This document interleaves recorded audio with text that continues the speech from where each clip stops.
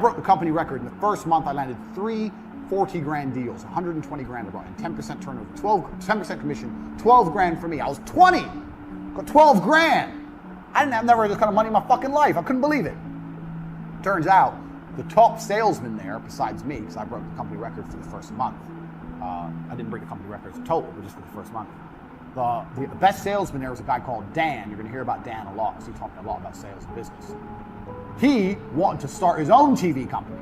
So I'd only been there a month. Now I'm having lunch with Dan, the number 2 in the company, and he's saying, I'm gonna go start my own TV company. I wanna make you a managing director. I've been doing it a month, I'm 20, now I'm gonna be a managing director of this company, but I have 12 grand in the bank, so I have a bit of money to sit on. I'm like, yeah, fuck it. What's the worst that can happen? Fuck it. So I only worked for this company a month and a half before I quit and start my own TV company. I'm 20, I own 50% of a TV advertising agency. Turns out Dan is a massive cocaine addict and basically left me to run the entire company. That's why he won. He wanted me to do everything and him just go out and take the money from the bank and do it. So at 20, I ran the entire company. Now for a year and a half, this company functioned. And this company functioned by selling the cheapest television advertising that ever existed. So what we would do was, let's say we would charge people 19,000 pounds, and that would include a fully produced advertisement from start to finish, and their airtime on TV, and all the legalities to get them on TV. You have to go through the advertising standards, everything. That was a complete package with like 150 adverts on TV for like 18 months. And we're calling people on the phone, me and Dan. Eventually we hired Tristan, ended up with like 10 members of staff cold calling the world, promising television advertising at this price. Now, how does this all link back to lesson 1, speed? I'll tell you how. Because on an 18 or 19 grand package, we were only making 2 grand, 3 grand. We weren't making any money on it.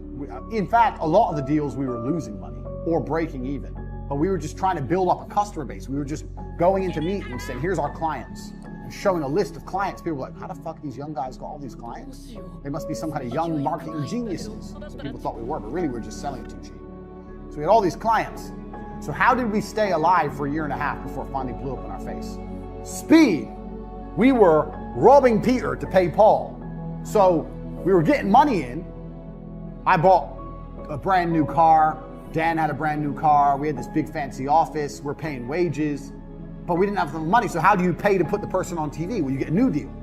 You get a new deal. You get a new deal. So you're paying for old deals with new money. But the key was, as long as we kept the speed going, as long as we kept the speed, as long as we kept pushing forward, we were never out of business. We didn't even need to make profit. We just needed to get money. If you can just find a way to get money into the bank, you don't even need profit. We were doing 2 deals a week. In our first year, we turned over nearly £1 million. I'm 20, I've got £1 million business. But there was no profit. It was just land a new deal so we can put the old deal on TV. And eventually you get deeper and deeper and deeper and deeper into the hole. So you get to the point where you owe shitloads of money, which is what happened. Now, this business would have still lasted another 2-3 years. And this business, I learned a very valuable lesson in, which we're gonna come to later. We're gonna come back to this business, so pay attention. But I learned a really important lesson in this business. But this business would have lasted another 3 or 4 years, except I took a 1-month holiday to go train in kickboxing in Thailand. I was still training at the minute. I wasn't a world champion by then, but I was still a professional fighter. I was training.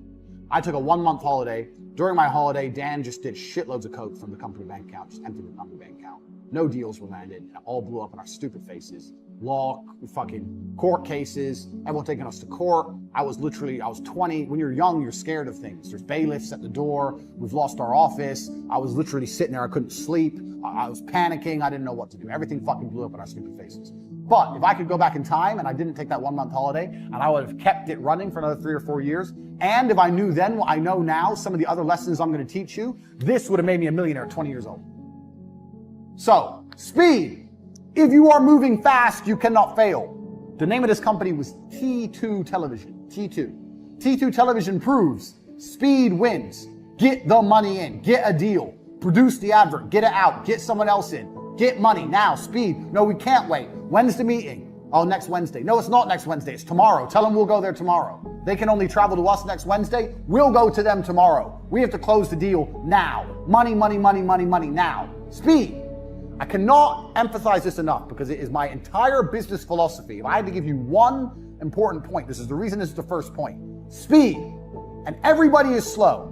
And if you start to work like me, you'll realize everyone's slow, and that's okay. But things must happen quickly. It's extremely important. The second point of the university, most of you don't know what a business is. A business is money in. A business is nothing else but money in. It's not money out. It's not your accountant. It's not your logo. It's not your website. A business is money into a bank. So, a drug dealer who has money going into his pocket is more of a businessman than someone with a registered trade logo and an accountant and all this garbage who ain't getting paid. You own a business if you're getting paid. That's what a business is. So please understand this point, because this is a very important point. And this is why this is called the Hustlers University, because you need to understand how to look and approach at a business. So, cash is first. So let me give you an example. I say to people, start a company. How would you start a makeup company? And they go, okay, well, I find some makeup and I'd get a logo and I would I'd get a trademark, and then, I'd need stock. Listen to all the things they're mentioning. Find makeup. We're gonna have two things. We have things that cost money and things that make money. As a business, your primary concern is always making money. And when people think of how to start a business, all they start thinking about is how to spend money. Oh, I need to find a makeup brand, find some makeup and test it out, and then get a logo and get some labels made and get a warehouse and get a website and spend. Where's the money in? Where's the money? This is a business. Where's the fucking money? You're talking about spending money. I'm talking about making money. So as a hustler, you always have to be about making money. Money in is a business, not money out. The amount of people I've spoke to said, I have a business. I go, what have you got? Oh, I've got this, and I've got a registered trademark, and I own this. And I know you've all watched Dragon's Den, and you think this shit's important. With your registered trademark, and you own this, and you got the logo, and you got the labels, and you got the product, and you got blah, blah, blah. You're not making any money. No one's paying you. It's not a business if no one pays you. It's a business when people are paying you. Until then, it's circle jerk bullshit. It is much better to have this right and this wrong. Understand me? It's much better to have this right and this wrong than the other way around. That is extremely important for you to understand. If I had to start a makeup brand, I would do none of this. Zero. Do you know what I'd do? I'd make a website with makeup on it and prices, and I'd start advertising. Bang!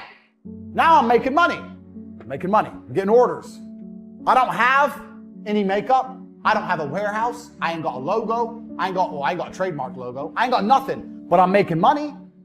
With money, you can fix the problems. So when I've got money in my bank, then I email everyone, the product you've ordered, the one you're interested in is in such high demand that we're sold out. There'll be a slight delay in delivery of your product, but don't worry, we're gonna give you one for free. Or we're gonna give you a free gift. Thanks for being a valued customer. Now this person's gonna wait. They're like, free gift? Okay, I'll chill, I'll wait. Now you have 3 or 4 weeks to find some fucking makeup to put in the fucking mail. But at least you got money. You got money in the bank. You spent none of your own money, or hardly any. You got money coming in, and now you got to find a way to fulfill the orders. That goes back to business lesson number 1, speed. Now you got to quickly find some makeup, find a logo, stick it on, put it in the fucking mail. But doing that makes more sense than this. What if you do all this shit, and then you try and advertise and no one buys? Then you've lost. If we do it my way, I advertise, no one buys, I ain't lost anything. Big whoop. Who cares? No one wants my makeup. Oh well, good thing I don't have 500 boxes of it sitting in my fucking bedroom, like you dorks. A business is money in. When you want to start a business, your number one concern is, how do I get money in? Nothing else. Everyone who starts a business starts talking about everything else. We need an office. Why do you need an office? No one's paid you yet. And you're talking about an office? I need a new laptop. Why? No one's paid you yet. You're talking about a laptop? You don't need anything until people start giving you money. Money in is a business. Money out is vanity. It's very easy for me to think of a business, buy an office, buy laptops, hire staff, get an accountant, sort out the tax records, register the company online, get business cards, get a logo and get that trademarked. And I'm doing all this shit. I'm spending all this money, wasting all this time, and no one's paid me anything. Emergency meetings are the core of our monumental success. That's How do you deal with procrastination and laziness? Procrastination. I'm not going to try and change who you are as an individual. I don't know you. Have fun staying poor. I don't know your genetic makeup. If you were a warrior, you wouldn't be asking that question. So you're either going to become a warrior, or you need to adopt the ways of a warrior, or you need to accept your position in life, which is just to suffer the pain of being a loser forever. There's not many truly, like, if you put effort into the universe, I think it's Newton's second law, right? Equal and opposite force. People always say, oh, I wish I had something to work on. You could work hard on anything. It can be the most jackass thing. You can work hard on whittling twigs, but if you truly work it's difficult for it to have a negative impact on your life. Maybe you'll end up with an Instagram page, the best Instagram page on twig whittling. And who knows, right? My point is that it's very hard to find truly negative energy that's directed in a semi-positive direction. It's hard to say I'm working for X and it's made my life worse. You know, you're not doing anything, and you're asking the question, hoping I'm going to give you some magical answer that's going to allow you to be motivated forever. But motivation isn't real. Everyone says this. Motivation is not real. Discipline's real. I do not feel like training, but I still train because I'm a disciplined individual. You don't get to go through life only doing the things you feel like doing. Do you know who gets to do that? Women. Beautiful women. Beautiful women get to do what they feel like doing. As a man, you have to do the things you're supposed to do, because what we said earlier is absolutely true. It's player versus player, my friend. Now, if I wake up, I've already got this massive head start over you in life, and nearly every genetic gift, plus all my finances, plus my network. And I wake up and I decide, even though I don't feel like working, I'm going to work my ass off. And you wake up way down there, a peon, and you can't be bothered to work. What chance do you have against men like? You don't stand a chance. You can't get the girl. We'll take the girl off you. We'll kick you out your house. You name it. You don't stand a chance. Now, if you're going to wake up and look in the mirror and understand that you're absolutely not only crushable, that you're a rabbit, and that lions exist, and that's not going to motivate you to do something about it, then you're a lost cause. And there's no point asking us a question. You know exactly what you need to do. If you want to stay killable, then stay killable. But I can't live that way. I would refuse to live that way. It's a disgrace to my bloodline. It's a disgrace to my parents who struggled to raise me, for me to be anything other than the best version of myself. That's honor. I have honor to my last name and to my ancestry. It would be disgusting for them all to have fought saber-toothed tigers and ask on YouTube how I can stop being a fucking loser. And so this is down to you, my friend. And listen, you may feel fired up for 10 minutes after this little talk, but you're not going to feel fired up forever. You need to put systems in place. You need to get discipline. And like Justin says, you need to get an atmosphere of people around you who are going to keep you accountable and not make it easy for you to continue to be a fucking nobody. And then you're going to fix your life. Otherwise, you're going to stay a nobody. That's your problem. It ain't my problem. There's no joy without pain. There's no sunshine without rain. You need up and down. This is how the world works. As a man, you must build yourself. And I agree that society puts huge pressure on men, and it's time for men to perform. As a man, you either perform or you don't. There's no safety net. The men who say, I can't feel like it, cannot compete with the men who do not say that. And it is player versus player. The man who goes to the gym every single day, regardless of how he feels, will always beat the man who goes to the gym when he feels like going to the gym. And it's player versus player. A good man controls himself. I have absolute self-control. Emotional control is absolutely and utterly important as a man. You need to understand, as a man, there are certain principles under which you act, regardless of how you feel. Bam. I can wake up in a terrible mood. I can wake up sad. I can ache. I can have a busy day, stressed, etc. I will complete the same tasks as if I woke up in a fantastic mood. I'll do the same things because how I feel has no bearing on the things I'm going to do in my day, because I have duty to myself. There is no light without dark.